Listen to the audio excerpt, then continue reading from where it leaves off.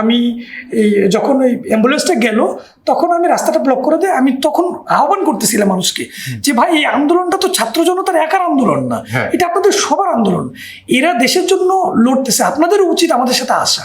এই বলে আমি সবাইকে ডাকার পরে আস্তে আস্তে অল্প অল্প কিছু লোক আসতেছে, মানে খুবই অল্প। এর মধ্যে আমি জমজম টাওয়ারের মোড়ে অবস্থান যখন করতেছি তখন কিছু পানি আনার জন্য ব্যবস্থা করলাম আমার এক ছোট ভাইকে দিয়ে। তো ও যাচ্ছিল, এই মুহূর্তে এক সাংবাদিক বার্তা 24, আপনি হয়তো বার্তা 24 আগে ছিলেন, বার্তা 24 একজন সাংবাদিক বারবার সে বিভিন্ন শিক্ষার্থীর কাছে যাচ্ছে যে ভাই আপনারা যে আবু সাইদ যে মারা গেল এই সম্পর্কে আপনারা কিছু বলেন। সো এই ব্যাপারে কেউই কোনো কথা বলতে রাজি না, মানে আমি খেয়াল করলাম প্রায় 3-4 জনকে সে যখন জিজ্ঞেস করতে যাচ্ছে না, তখন আমি একটু দূর থেকেই আমি আগায় যাচ্ছি, আগায় গিয়ে ওই সাংবাদিককে বলতেছি ভাই আমি সাক্ষাৎকার দিব, বলেন আপনি কি।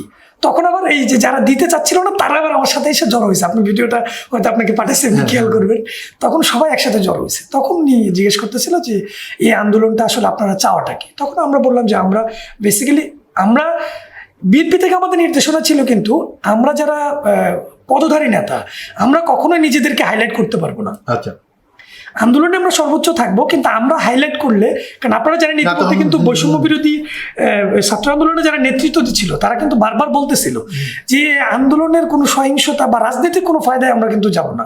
সো আমাদেরকেও কিন্তু টেকনিক্যালি তারাও কিন্তু মানে অফলাইনেই একটু মানে থাকার জন্য বলছিল।